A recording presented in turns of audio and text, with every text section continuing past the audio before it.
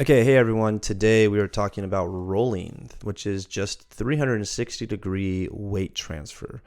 Now, the importance of teaching rolling is really you're actually trying to develop max effort because it helps students develop the ability to generate angular momentum in linear momentum. So basically, I'm going to start over.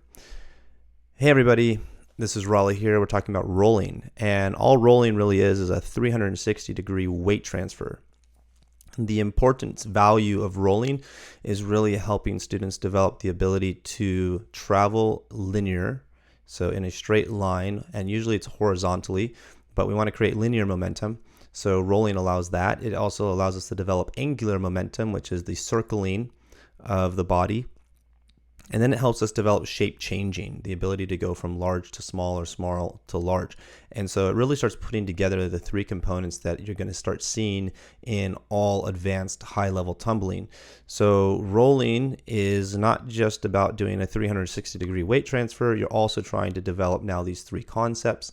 And with rolling, you're also trying to put in max effort. So this is where you're going to start seeing rolls connect, where you see this fluidity, this movement, this power coming, generating through the rolls, and you can see people putting in max effort into the roll. This is going to tell you if they're really ready to start tumbling. So let's dive in. So horizontal versus vertical. There's rolls that are going to go horizontally, and then there's rolls that are going to go vertical. These are usually the handstands, back extension to handstand or handstand rolls. There's a vertical action to them. Rolls that go vertically are going to be more difficult than rolls that travel horizontally. So if you're trying to develop max effort, it's good to start with horizontal connections or stay in the horizontal land for max effort before you try to really push the vertical type of rolling. Okay, so here's some examples of wrong versus right when it comes to rolling. So when we are rolling, we want to stay as close to the surface as possible. We're not actually trying to lift and go big and then come back into the surface. While this might be helpful in fall action, we actually want rolling to be more of a push and a horizontal motion in generating rotation. So if it's a person starting in a tuck stand position, then what we want to do is stay as close to that dotted line. The dotted line is representing basically from floor to the highest point on the body. You want to be able to push and stay as close to that dotted line as possible. So the first one, you can see that the hips are rising and the body is lifting, and that's actually going to prevent the roll. A person who does that tends to just crash. They don't actually have this fluid roll. And so we want to be able to push our center of mass over our contact point. Now, if you look at the feet and hand positions and where the center of mass is going to be, usually in a tuck stand, somebody's going to be putting weight more on their feet. So that means that the center of mass has to travel over the feet, but then the center of mass also has to travel over the hands. So if you look at the first example, where the hips are rising and lifting, the center of mass is not going to be traveling over the hands as easily because the center of mass is now traveling vertically. And so there's more techniques that have to happen to make that work well, but you're not going to be getting the connective rolling going. So we don't really want this positioning on the first one. We want the second one to get that horizontal travel for a connective rolling. We need to learn how to do this. And look at the angle of the shoulders over the hands. There's a lot of fall happening, which is very scary for beginners. Tucked roll, you're in a tucked position, okay? If you look at where the hips are to shoulders, to legs, that space in between. I'm just going to come out of this so you can make sure you understand what I'm saying. So this space right here, you're trying to get that as small as possible. Now, depending on the size of the body will determine how quick close that can get, but you're really trying to get this close to engage the hips with the legs. This is what you're trying to connect. You're trying to round the upper body the best you possibly can. The closer the hands are to the feet, the better, but you're not going to be as stable, and being able to push off the arms might be more tricky or difficult. So you just have to understand the distance here is going to adjust difficulty and stability and all those types of things. The head wants to be looking down, and then it'll start tucking in even further. It doesn't need to start tucked in all the way right off the bat. Okay, straddle rolling. Feet go on either side of the hands as you're in the roll. piked forward rolls. Notice that the dotted line, K, is representing the height of the body, the highest point. The hands are actually reaching past the feet. Now, this drawing of this abstract character is not proportionate to every body, but it is proportionate to what drawing proportions would look like. The main thing I want you to see here is it's going from large to small, and then you can see where the hands are placing on the ground to push the hips off the ground, staying compressed. Oftentimes the rise in the piked roll, people start standing up, opening the hips up too early, and that's why they can't make it. You need to stay compressed, pushing down on the floor, and finding the coordination with that. That's what makes piked rolling so difficult. Pike roll backwards, it's just the reverse of how you lower down. So you're reaching behind you, placing your hands on the ground, lowering the body into the surface. So just understanding where that goes when it comes to pike rolls backwards. Okay, so front support rolling. This is a way of getting you to move your center of mass more distance, because with the front support position, you're going to have to kind of push more horizontally and get that center of mass to travel a further distance.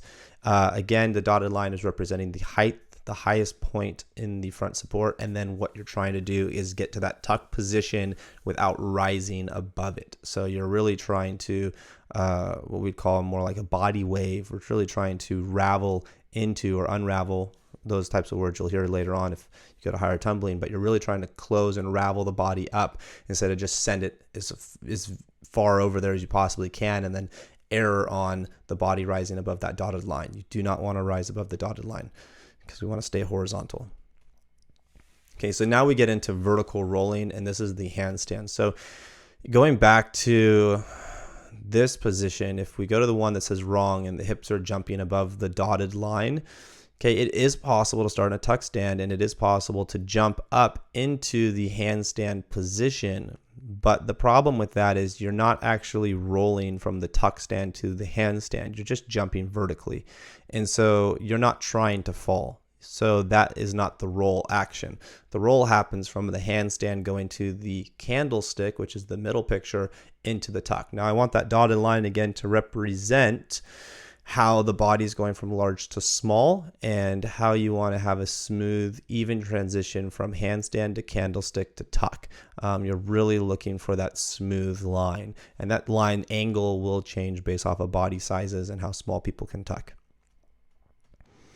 Okay, so you go backwards roll to front support. So this is a horizontal roll, but again, dotted line. If you're in the backwards roll to front support, you can't start shooting those toes above the dotted line. You got to pull them down, and you got to pull the hips down. The main thing about rolling horizontally, or really just rolling in general, is everything needs to go back into the surface. And so even if you're in a handstand, notice how the body has to come into the surface, and you're really trying to shrink the shape to absorb the force.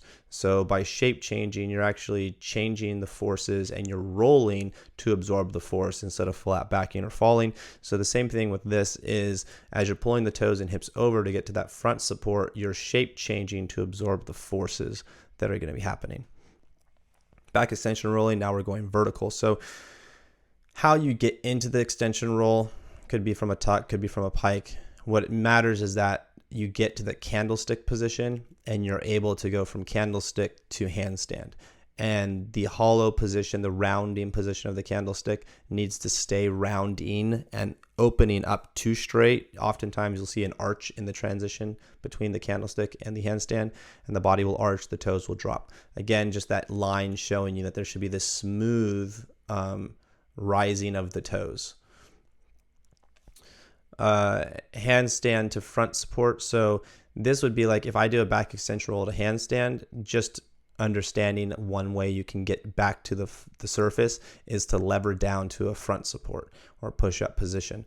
So allowing that shoulder angle to close. This is just good for building strength. It's supplementary for bars with casting. It's good for pressing. It builds strength and body control. You can also land in a pike stand, but understanding how you're going to get out of the roll, you could step out, lever into a lunge. But the closing, basically going back to our crawling words, the bilateral, the moving of both shoulders is going to build strength and coordination we need for casting, pressing, other things. So this is a good position. Now, you're not going to necessarily connect rolling like this. If you wanted to connect, you would pike down, but it's a good thing to know about on how to get out.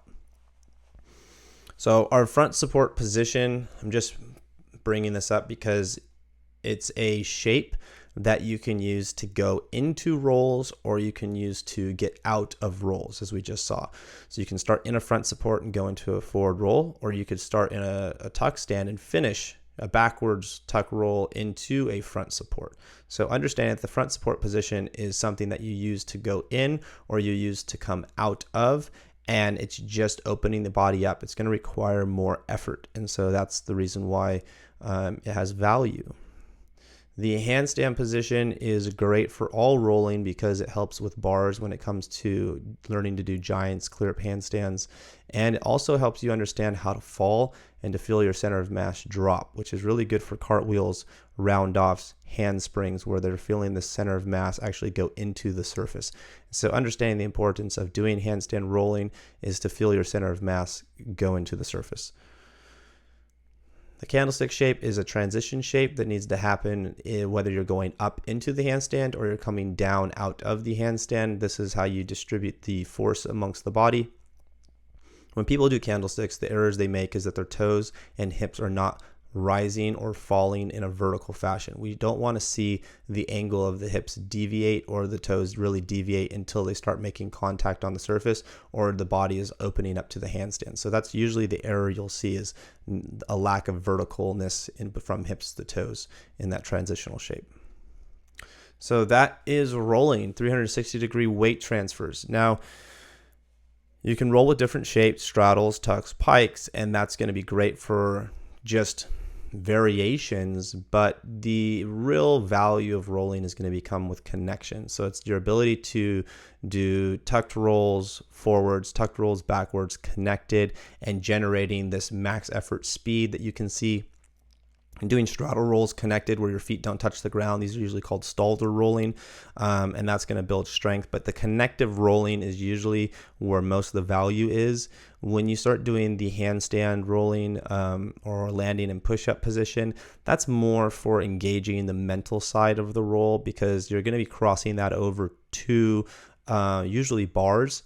And so usually handstand rolling is more applicable to bars, and it's more about being mentally engaged, smoothness. There's not a lot of speed to it. While you can connect handstand rolling, it's more about staying engaged in the moment instead of doing like max effort where you're just trying to push as hard as you possibly can. So kind of understanding the different goals that you have. You can start turning rolls when you go to handstand rolling. Tuck up to handstand, you can half turn it, you can full turn it, you can do back extension roll to half, which could turn into a blind or a reverse pivot. So that again is applicable to bars.